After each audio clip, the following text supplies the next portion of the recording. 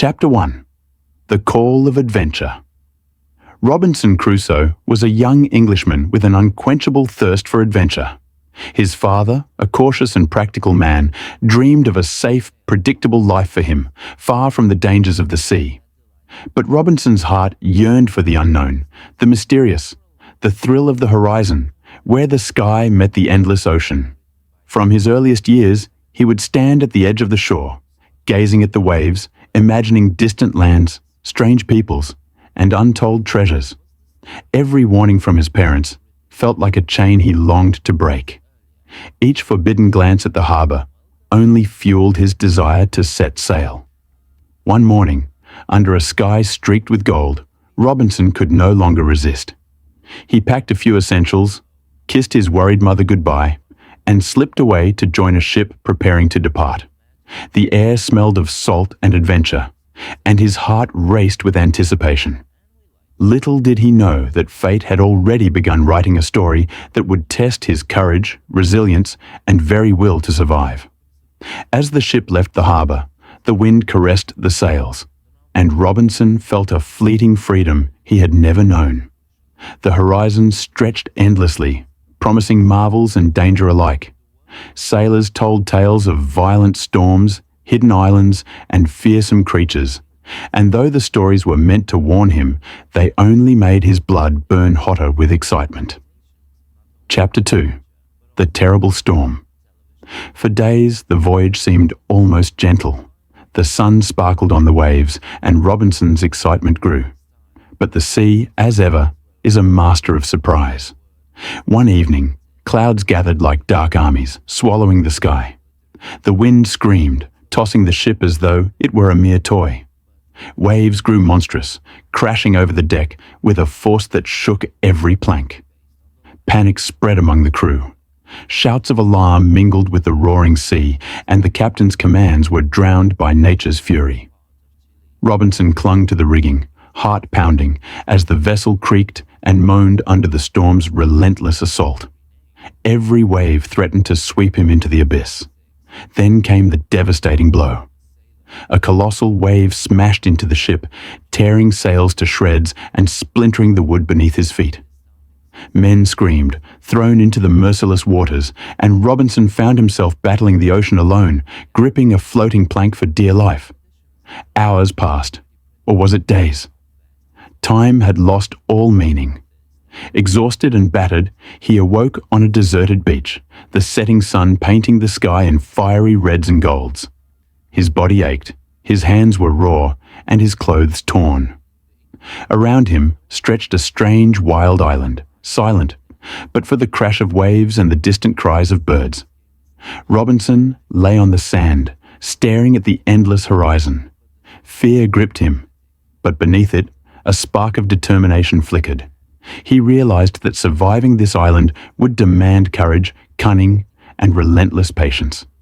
Somewhere in this wild, untamed place, his adventure had only just begun. Chapter 3. Alone on the Island. Robinson awoke to the soft, rhythmic crash of the waves against the shore. The air was thick with the scent of salt and damp earth. Around him stretched a vast, wild island, dense forests, rocky cliffs, and strange birds he had never seen before. For a moment, he allowed himself to feel despair. He was utterly alone. No ship, no crew, no hope, but the small spark of determination burning within him. Rising slowly, he began to explore the beach.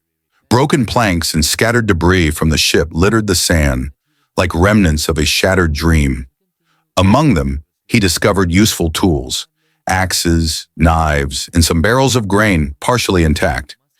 These small, salvaged items were the first thread of hope he could cling to. Days turned into nights as Robinson learned to survive. He discovered fresh water in a small stream winding through the forest and realized that the island, though wild, could provide food, fruits, edible roots, and fish from the shore. But it was not enough to survive comfortably. He needed shelter. With careful planning, he chose a spot on a hill, high enough to see the surrounding forests, but sheltered from the fiercest winds. Using fallen trees and stones, he began constructing a crude but sturdy hut. Every night, exhausted, He lay down in the shelter he had built himself, feeling a fragile sense of safety amidst the uncertainty. The island was not entirely silent.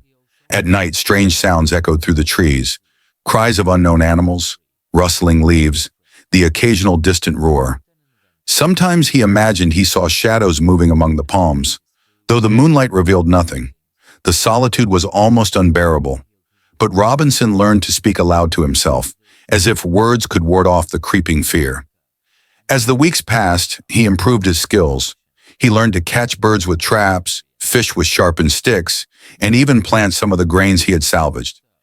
Each small victory gave him hope. Slowly, the island became less of a prison and more of a home, a wild, untamed home that demanded all his wit and courage. Yet even as he grew stronger and more resourceful, a shadow of loneliness hung over him.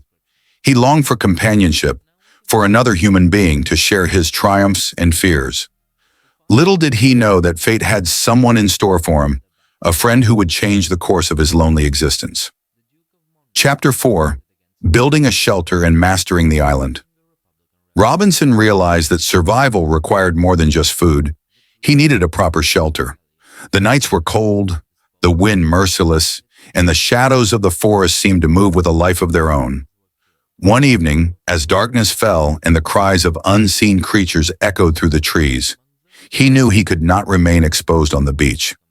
After searching the island, he found a small plateau overlooking the sea. From this vantage point, he could see any approaching danger and feel the sun's warmth during the day. He began collecting timber, stones, and palm leaves, constructing a hut that would shield him from rain, wind, and the eerie noises of the island. Each piece he added strengthened not only his shelter, but also his confidence.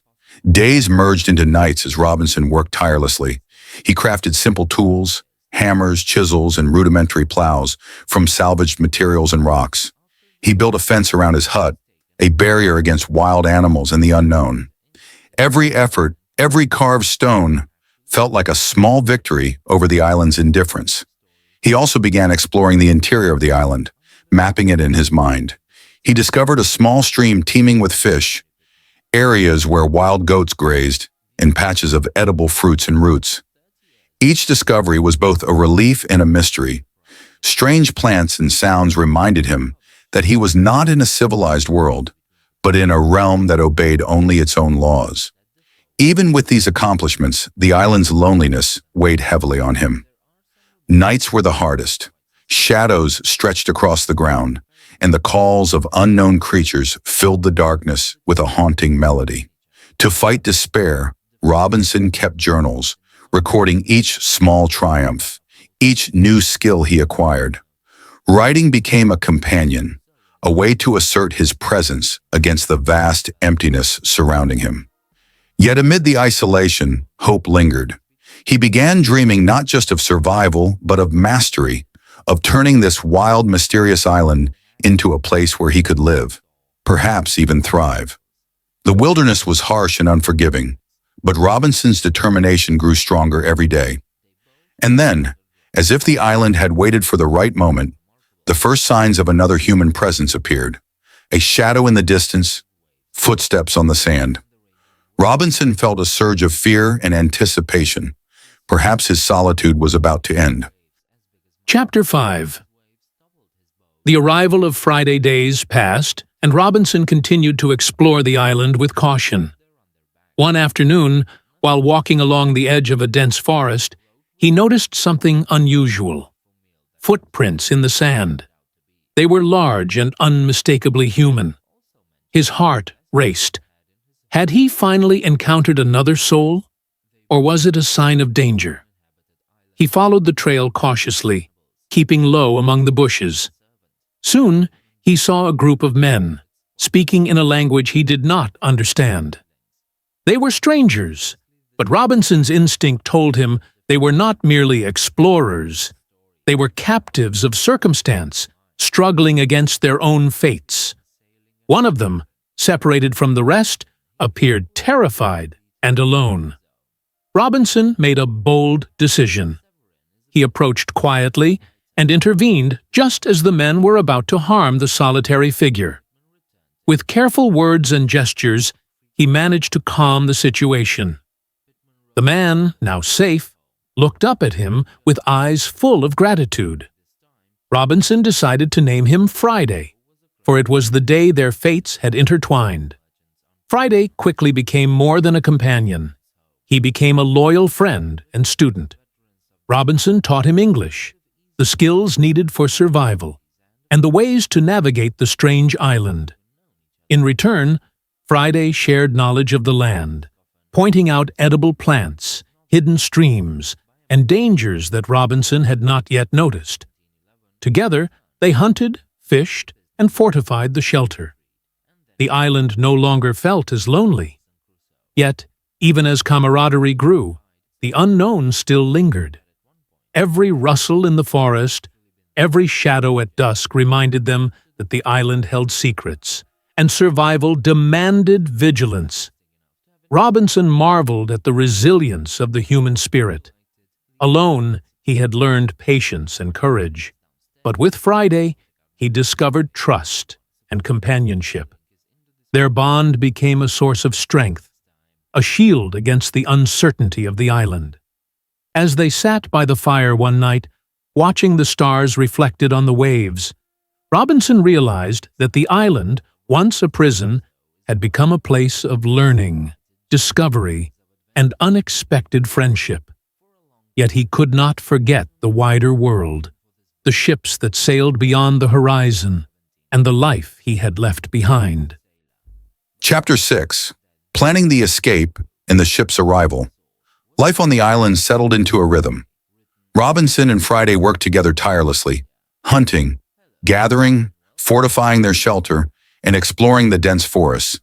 Yet in the quiet moments, Robinson's mind wandered to the distant world beyond the sea. Could he ever leave this mysterious island and return home? One morning, while climbing a rocky cliff to scout the horizon, Robinson's sharp eyes spotted a distant ship. His heart leapt. Hope surged through him like lightning. The ship was English, he thought, but he could not be certain. And even if it was friendly, how would he, alone with Friday, manage to approach it safely? The two companions began to plan cautiously. They constructed signals with fires and reflective surfaces, hoping to catch the attention of the sailors. At night, they discussed strategies, imagining the encounter with excitement and fear. Would the sailors be allies, or would they bring new dangers? Days passed and tension mounted. The island, which had once seemed a sanctuary, now felt like a waiting trap. Every wave against the shore sounded like a warning, every shadow in the trees a lurking threat. Robinson's mind raced with possibilities. He knew the ship could be the key to freedom, but only if they were clever and vigilant. Finally, the moment arrived. As the ship approached the shore, Robinson and Friday hid behind rocks, watching carefully. Some of the sailors were armed, but the captain seemed restrained and cautious. Using the signals they had prepared, they managed to draw the attention of the captain and communicate their presence. The encounter was tense. The sailors, unsure of these strange island inhabitants, watched with suspicion. But Robinson's courage and knowledge of survival impressed the captain. Gradually, trust was built. Robinson and Friday were allowed aboard, and the two men began their journey home. Even as the sails of the ship caught the wind and carried them away from the island, Robinson knew that the experience had changed him forever.